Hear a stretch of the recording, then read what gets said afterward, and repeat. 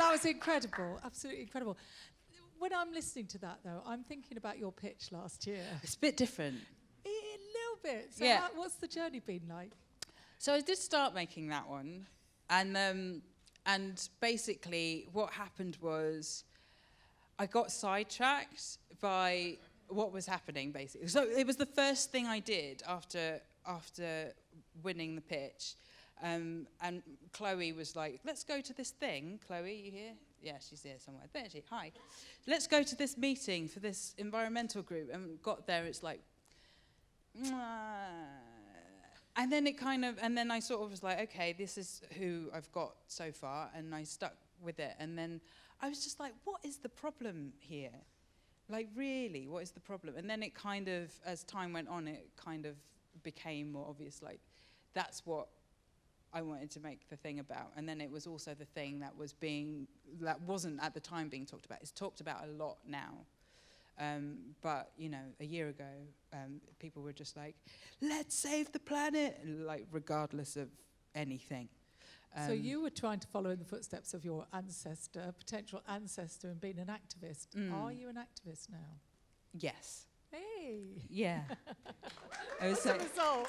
I mean, I think I've been like a sort of fraudulent activist in the past, where I was sort of go along to things and observe things and record them and film them, and I don't feel that I need to hide behind a process anymore. I'm just doing it now. It feels great. Fantastic. And what do you hope will happen with this audio project, this documentary? I hope that it gets picked up and put somewhere. That would be cool.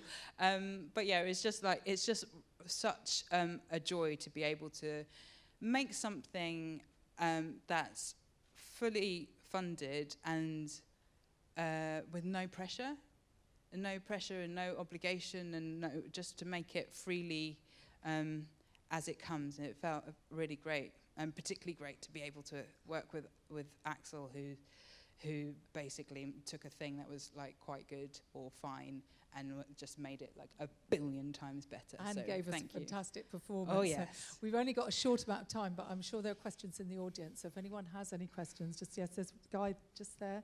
Thank you. Hello, thank you. It was absolutely brilliant and fascinating. I tried to do activism with my daughter, and it had never occurred to me, the race thing, before. So what's the one thing I can do different to just be better? So what's the one thing that you can do different? Yeah, like my daughter and I, we protest online. We go along to protest. We'd never thought about it being not a safe space for people of race, or only inviting white friends or whatever. Is there anything I could be doing different after listening to that? You could donate to the Wretches of the Earth GoFundMe. That would be You know me, Isis. I haven't got any money. For fuck's sake. What else? No, I'm joking. No, okay. No, that's good enough. I think if you are in those spaces and you see that there's stuff going on that isn't right, then you're in a good position to say, hang on, can we be doing this a little bit better? Or like, that is offensive. Like, you're in the space, so use the space. Call them out. Any other questions? Yes, straight to the middle, just down from that guy.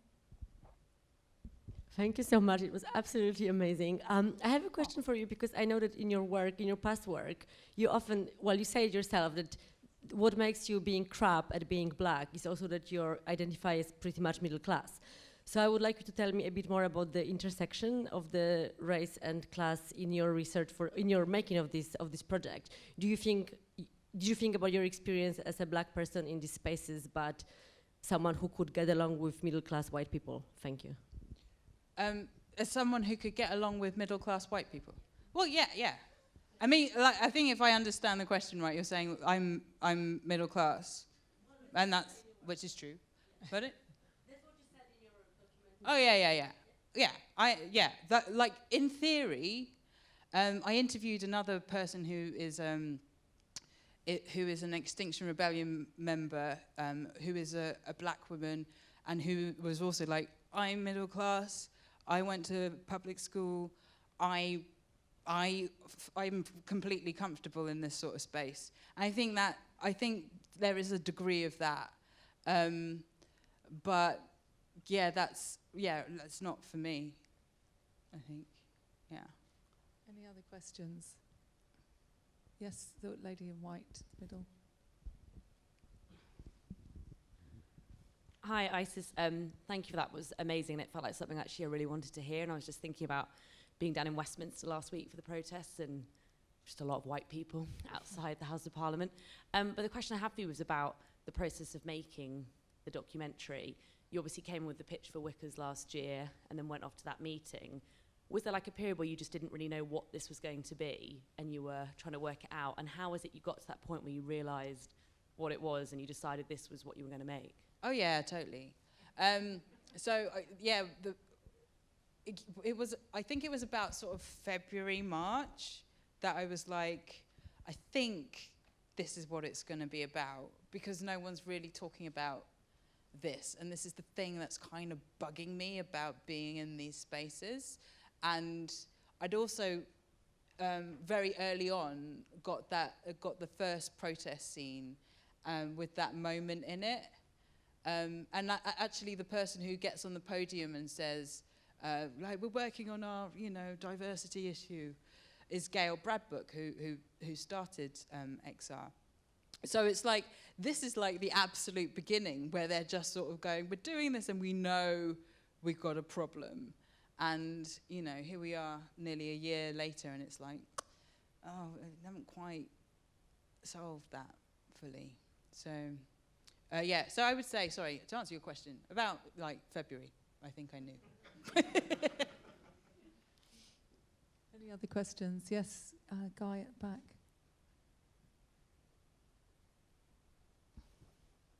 Amazing, Isis. Given that the title has green and black, automatically I thought of the Pan-African flag. The dots almost signified the reds missing. Is there an idea here that there's a almost coming together of people of colour, and how does that activism, or how has your activism taken shape with that idea of looking at us and moving forward, if so to speak? I'm not sure I totally understand the question, but I think what I'm sort of interested in now, having sort of gone through this process and sort of done this year, is just sort of the idea of people of colour connecting in their activism, and rethinking about the idea of political blackness and what that used to mean, and people operating in that way. It's just become something that's quite important to me personally. I guess that's something that I'm gonna be pursuing. Yeah. Brilliant. Time for one more question, if there is one. Yes, just in. Hello. One of this year's. No, don't need to do that. Hey Isis, thanks very much, and Axel, brilliant job as well.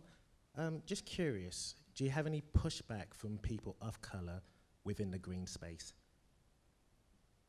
Because I'm a person of colour, obviously I'm black. I don't know if you guys can see, but I am. It's a great hat. Thank you very much. And I often think, well, actually, there's a lot, quote unquote, more on my plate than environmental issues. So I was just wondering what the pushback, if any at all, did you find?